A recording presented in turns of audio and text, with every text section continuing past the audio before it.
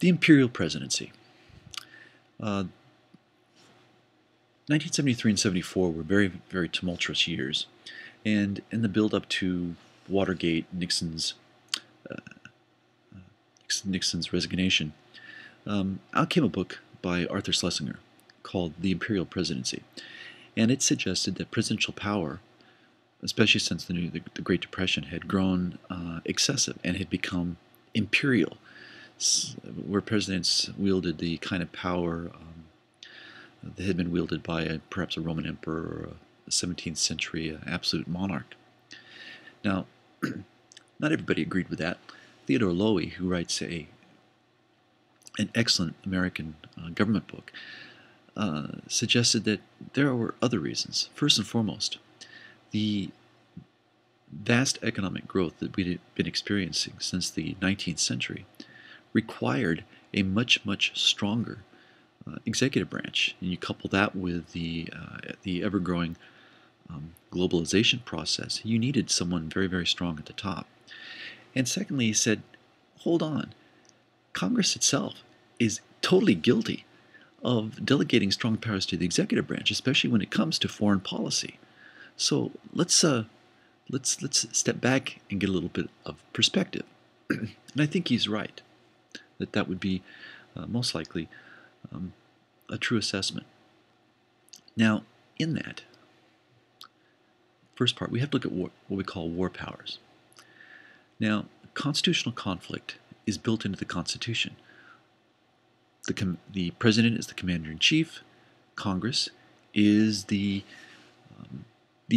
branch that declares war. They are mutually dependent on each other to wage battle if needed. Now, in the 18th and well into the 19th century, there was time to deliberate war issues. It took 30 days or more for a ship to travel from Europe to America or back. And so, consequently, Congress had time to deliberate war issues, to possibly even turn around and go back on a decision they first made in the heat of the moment.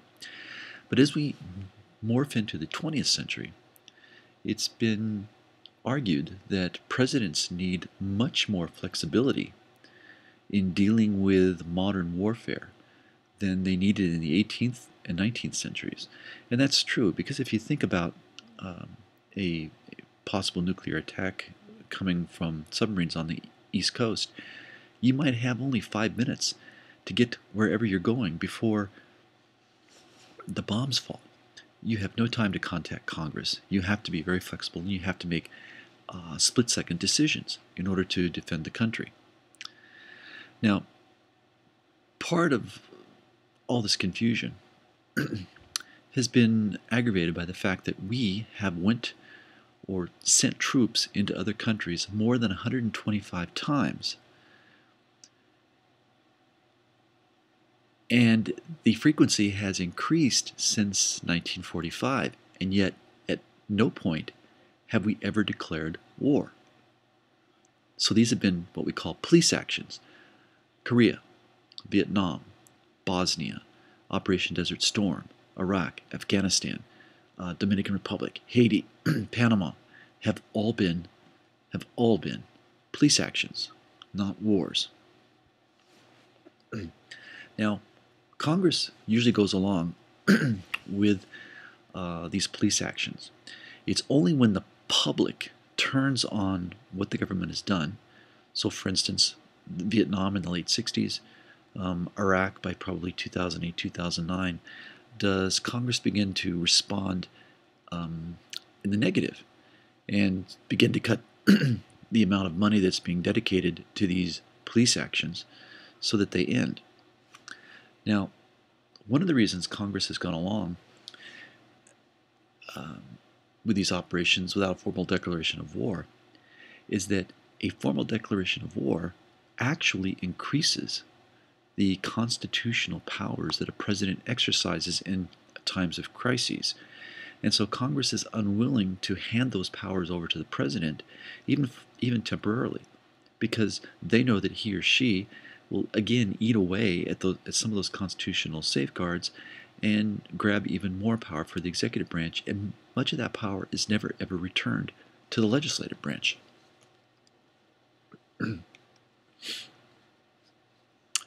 Now, emergency powers are also something in which a president is able to assume a great deal of power. So, for instance, Lincoln in 1862 suspended habeas corpus, which meant that the government didn't have to produce the body.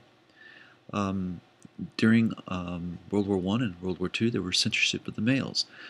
There was control of manufacturing. There was control of communication and transportation. There was declaration of martial law.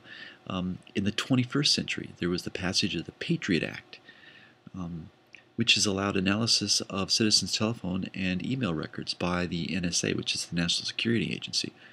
So it is interesting to see how much power has been transferred to the executive branch, especially since World War II. Now, how and why? Well, and let me explain what martial law is. Martial law is declared when there's a crisis. We've seen martial law declared when there was riots in cities. Normally, they don't go as far as martial law, but certainly they can. The government has the right to impose a curfew and things like that. But theoretically, and because it has happened, the government can impose martial law on the United States. Now let's look at the executives. I know we've discussed this in class, but this is one of the three executive somethings that we're going to be looking at. Now, one of the things that's occurred since with the rise of the Imperial Presidency is also the rise in the use of executive agreements rather than treaties. Now, why presidents like executive agreements is rather easy to ascertain. Executive agreements don't require Senate ratification. Treaties require Senate ratification. The former are deals between the president and the head of another nation. Once the handshake and the paperwork is signed, they're done. They can proceed. But with the treaty, the two sides sign. The treaty then goes to the Senate, and that can be a time-consuming process. With an executive agreement, you don't have to wait. It pretty much goes into effect as soon as the signatures are dry. So an example of an executive agreement would be the decision by Roosevelt in 1940 to trade destroyers, aging World War I destroyers, for bases around the world that the British had established during the heyday of their empire. And it worked for both sides. This was an agreement between Franklin Delano Roosevelt and Winston Churchill. Now, since World War II, the number of executive agreements has vastly outnumbered the number of treaties. Between 1980 and 1991, there were over 4,100 executive agreements, but less than 200 treaties. And Congress feels especially aggrieved because many of the treaties that come to the Senate are the type that return things like antiquities to their country of origin when they have been bought on the black market. We haven't seen much in the way of treaties on the level of Assault I or Assault II Accord, which reduced the number of nuclear weapons. So Congress feels aggrieved that they're being cheated of their rightful place in the conduct of foreign policy by the president, who relies primarily on executive agreements to get things done. Now, the second executive would be executive privilege. Now, executive privilege is defined by the Supreme Court as the right of the president not to divulge conversations between himself and his advisors or any of his advisors who are doing the business of the administration. The president does not have to be involved, but members of his administration have executive privilege. Presidents claim that if the conversations were not privileged, advisors would be hesitant to give straightforward advice, and they're probably kind of right about that, especially in our litigious society. So the problem is and I tend to think myself that this is a problem, that presidents hide behind the moniker national security when they don't want conversations revealed, when those conversations themselves may actually contain nothing when it comes to national security. And the executive privilege, or the role of executive privilege, has been verified by the Supreme Court. In U.S. v. Nixon in 1974, when Nixon was sued by the U.S., the government was demanding the tapes that Nixon had recorded in the Oval Office, and the tapes supposedly were supposed to contain conversations which talked about the Watergate cover-up. The Supreme Court stated that presidents are in fact entitled to executive privilege. So Nixon was right on that point. But the problem for Nixon was that executive privilege is not, or does not, cover criminal cases. And that was bad for Nixon. And it was not long after U.S. v. Nixon was decided that he resigned and retired to San Clemente.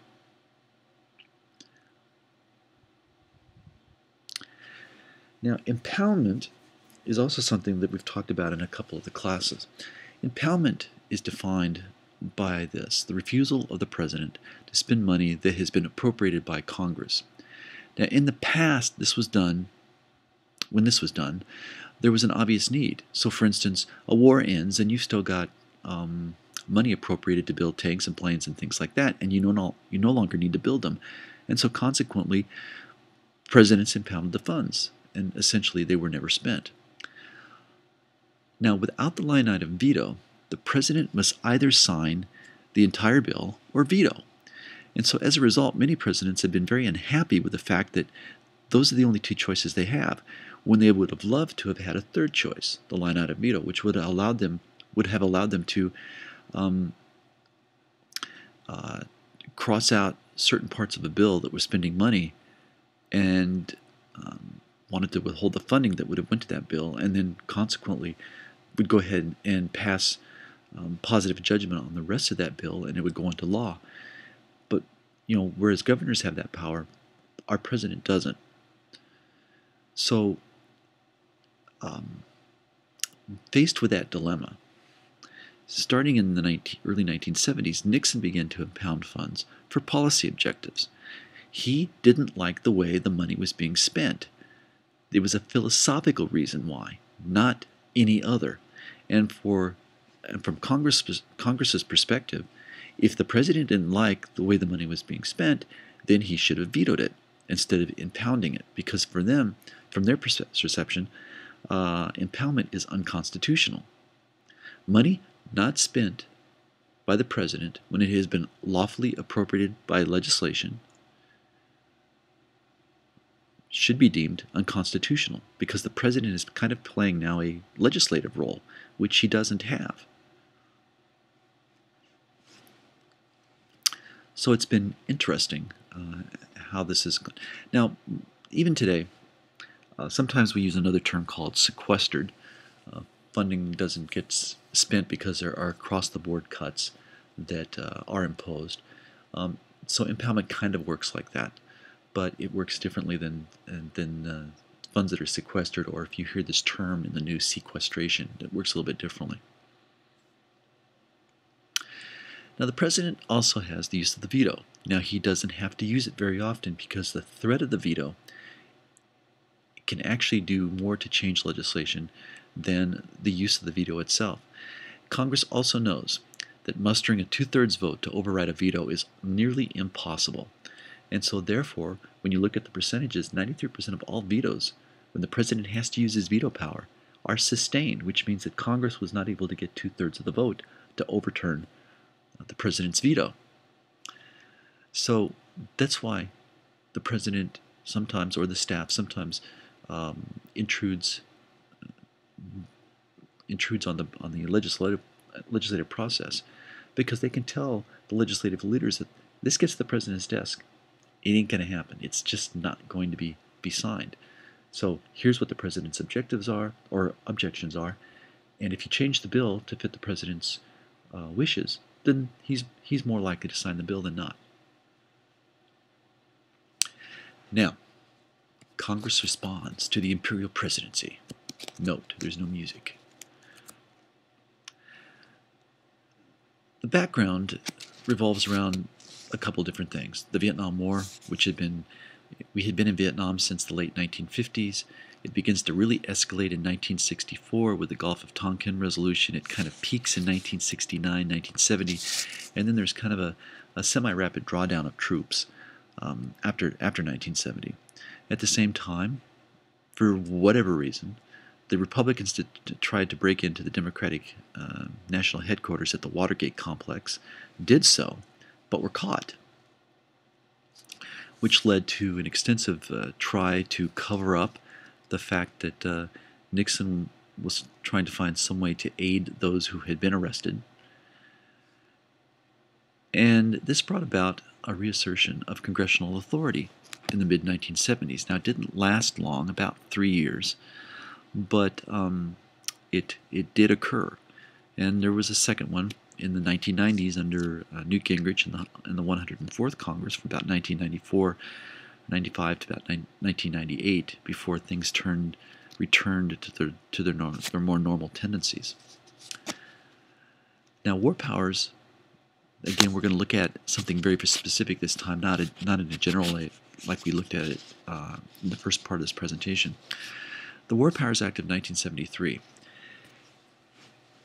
This is a really difficult bill to look at because there are so many things wrong with it. Now, the bill says that the President can send troops overseas to an area where hostilities are imminent without a congressional war declaration only under these circumstances. First, the President must notify Congress within 48 hours. And secondly, the President must withdraw the troops after 60 days. It can be extended another 30 days if the safety of the troops requires it. Third, the President must consult with Congress if troops are to engage in combat.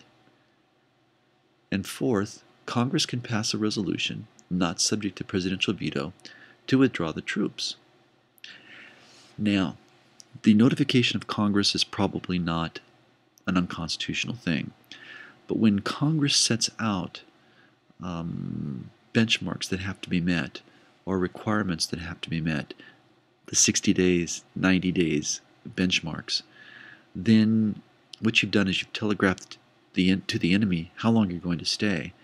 And if Congress has to be consulted if troops are to engage in combat, that is also, that's something that's in the purview of the Commander-in-Chief. So when we look at this, the War Powers Act of 1973 probably runs right up to the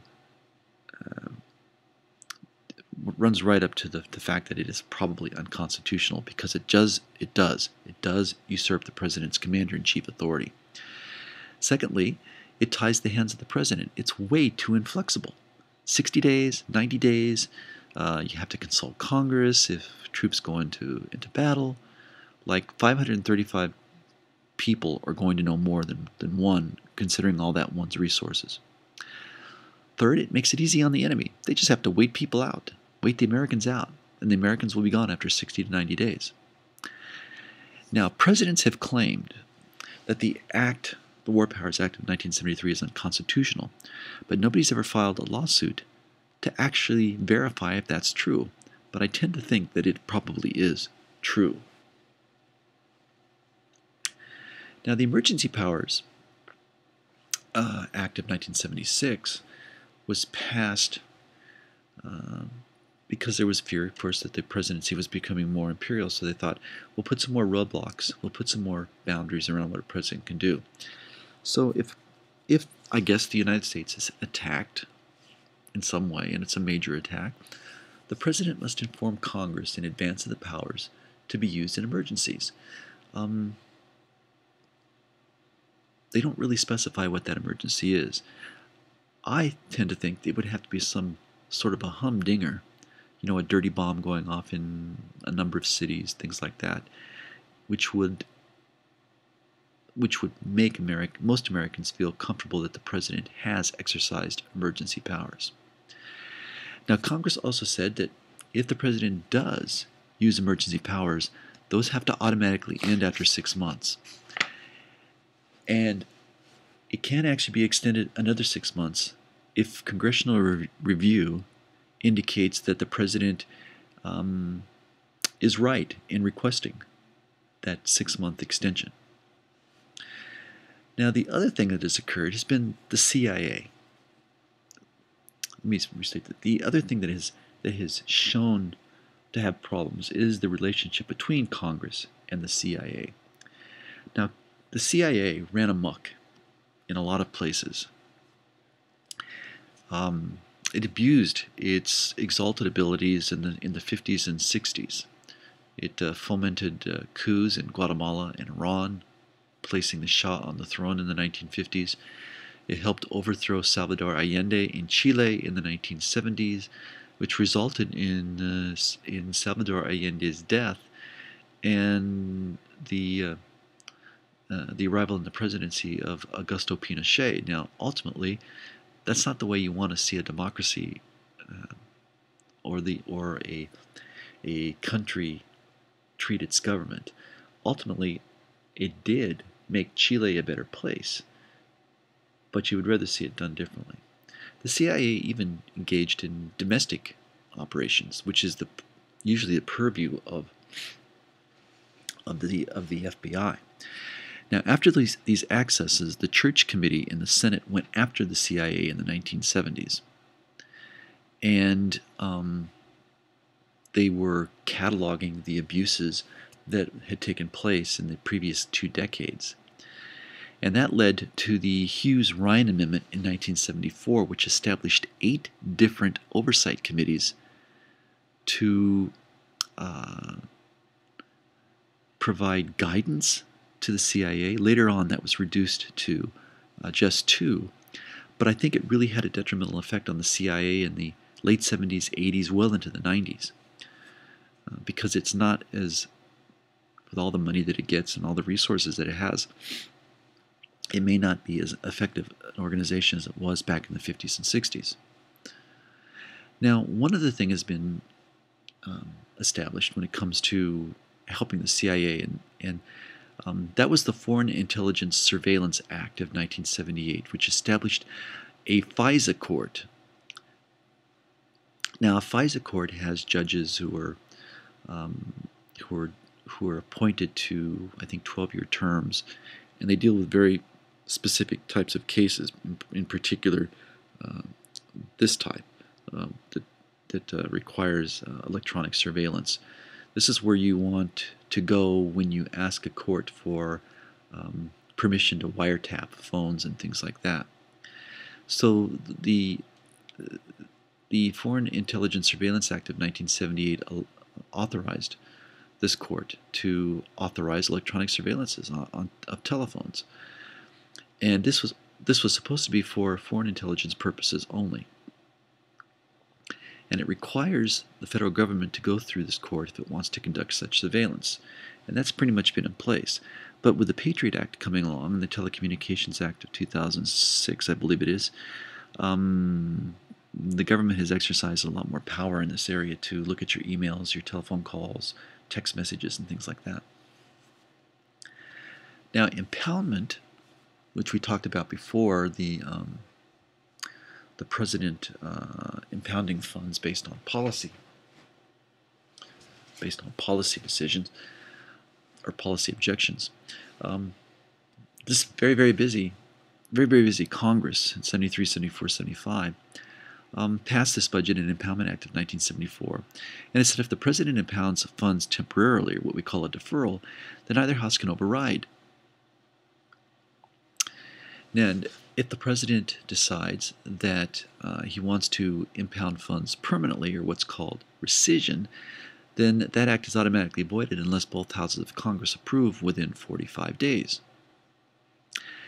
Now, what it also did was establish the very valuable Congressional Budget Office, otherwise known as the CBO, which is a check on the OMB, and Congress was given 3 more months to tackle the president's budget, because remember, the budget has gotten much more complex in the last 30 or 40 years than it had been prior to that. And finally, for the first time, there was established a budget committee in the Senate and a budget committee in the House to consider just that. So no longer was it the province of the Senate Finance Committee or Ways and Means over in the House. Now, another thing that has occurred is that shows Congress has a little bit of uppity ways, has been the confirmation of presidential appointees. Now, senatorial courtesy has been a long-established practice. It's not in the Constitution, but it's been a long-established practice, so that before a president makes an appointment within a state, he will consult with the two senators of that state for information, in hopes of getting their approval. They don't have to approve, but it's just courtesy. It's why they call it senatorial courtesy. It's definitely done with senators who are part of the same party as the president. Now, also what's happened has been the confirmation of presidential appointees. There's much greater scrutiny going on. This kind of peaked in the 80s. It hasn't gone away, but the contentious hearings in the 1980s haven't really occurred in the 1990s or the first decade of the 21st century. Now, it starts with the rejection of Robert Bork as a Supreme Court justice. Much of this was due to the combativeness of Bork, and also the fact that he was very much opposed to Roe v. Wade, which was only at this point about 10 years old. When Reagan nominated John Tower as Secretary of Defense, there was a spirited confirmation fight, which ultimately denied John Tower the Secretary of Defense designation. And then there was the emotion-charged hearings between Clarence Thomas, for the Supreme Court of Clarence Thomas, in which a woman by the name of Anita Hill had made charges of sexual harassment. And then there was even when Bush made a recess appointment of John Bolton as UN ambassador. It kind of was a thumb in the face for Congress.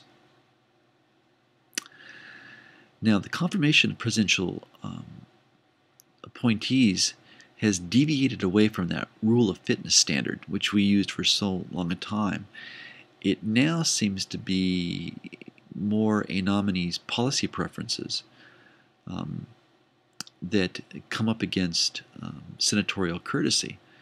And many times these nominees' policy preferences keep that nominee from taking his or her office because a hold is placed on that nomination. Now, what a hold is, of course, is it delays a confirmation, and that in many cases has created gridlock when it comes to judges trying to fill vacancies on the circuit court and district courts, and it especially rises and continues through with the Clinton administration, and it continues through the Bush administration, in which the nominees nominated by both men were felt to either be too liberal, Clinton, or too conservative, Bush. Therefore, they were out of the judicial mainstream, and liberals in the Democratic Party or conservatives in the Republican Party put holds on the nominations to keep them from going forward. So it starts with Clinton. In 2001, when Bush took office, the Democrats returned the favor. In fact, GOP Senator Frist, who is no longer in the Senate, threatened to use the nuclear option of lowering the cloture margin from 60 down to just a simple majority in order to stop the Democrats from filibustering the Bush judicial nominees. The thing is, most of them always threaten, but they never carry it through because they realize that when they're on the other end, when their party is no longer in the majority, having the hold, having a filibuster, can be a real advantage in stopping things that you don't like from happening.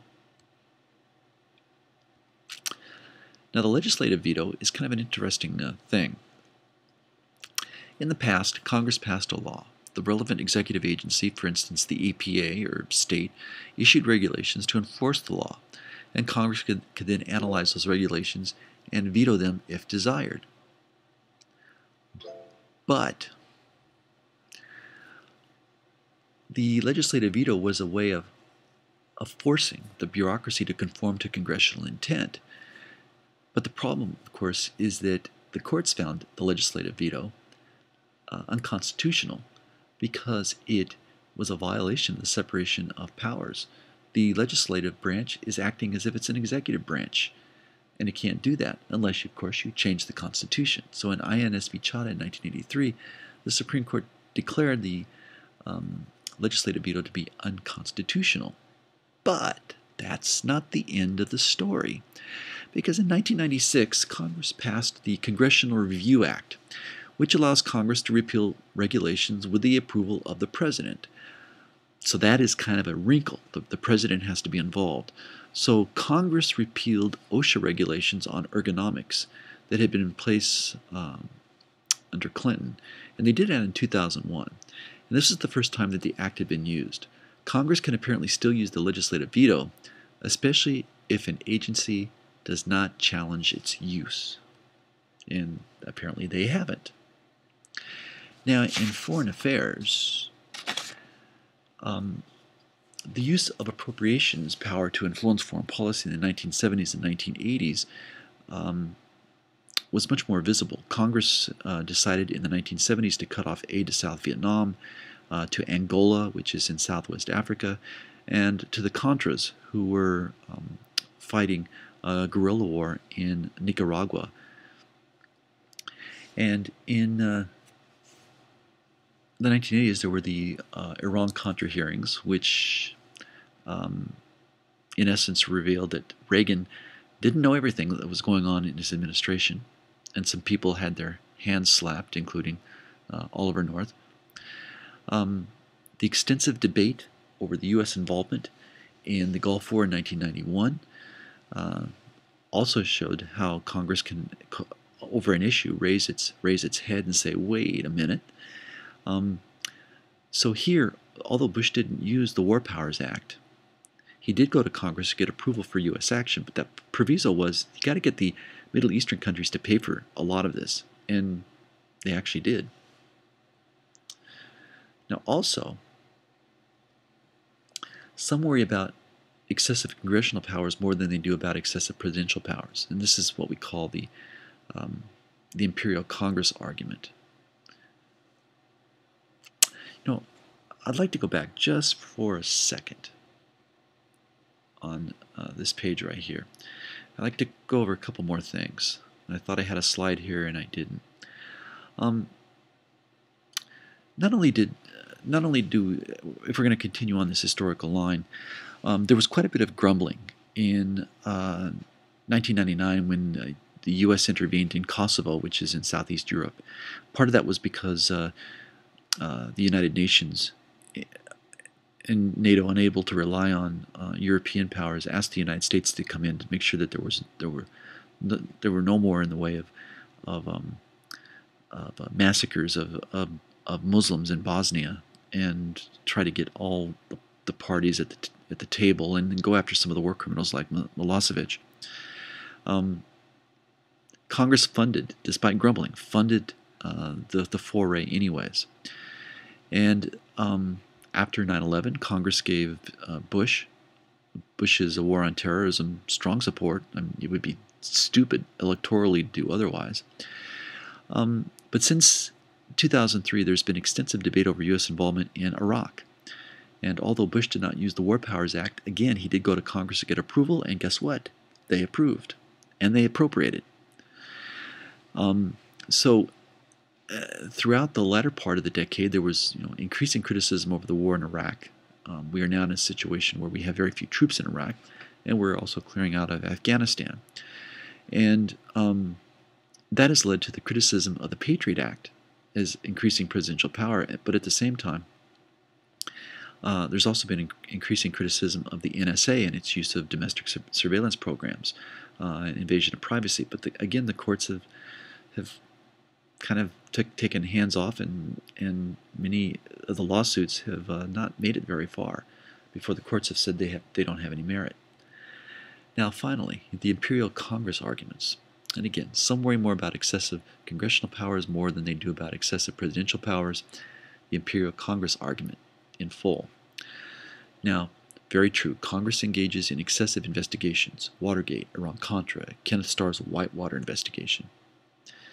The Senate gives excessive scrutiny to presidential appointments. Well, at least they threaten to, and they have, though again, they backed off. President Obama, other than some minor celebrities, has gotten pretty much everybody that he wants into his cabinet. The Senate has used holds and filibusters to excessively delay judicial appointments. Not a surprise.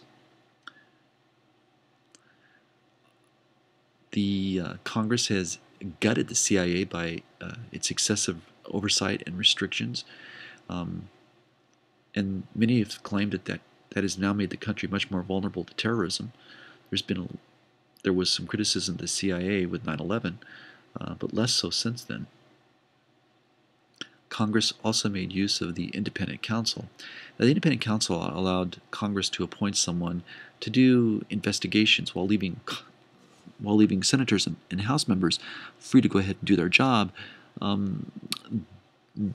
This guy, or this person, was like a district attorney who had the ability to go after people. And Ken Starr, who is now, I believe, the head of the Pepperdine Law School, probably went too far. He seemed to have his investigatory hands in a little bit of everything. And so much so that Congress decided not to renew the law in 2000. Now, Congress can still demand that the president appoint a special prosecutor, which theoretically is supposed to have some independence from the president, to investigate wrongdoing. The president can fire that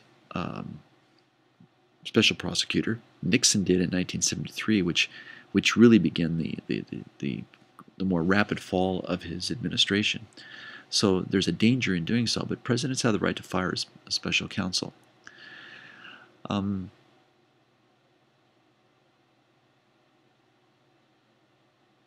finally, Congress, it can be said, you have 535 people who all have agendas.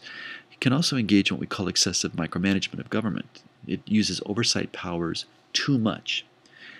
And so, hey, that's the end of our survey of the executive branch. You need to know all of this stuff for Friday's exam. Otherwise, I will be taking numbers and going after you for dilly-dallying around and not getting your studying done. So, good luck, and do well on the exam.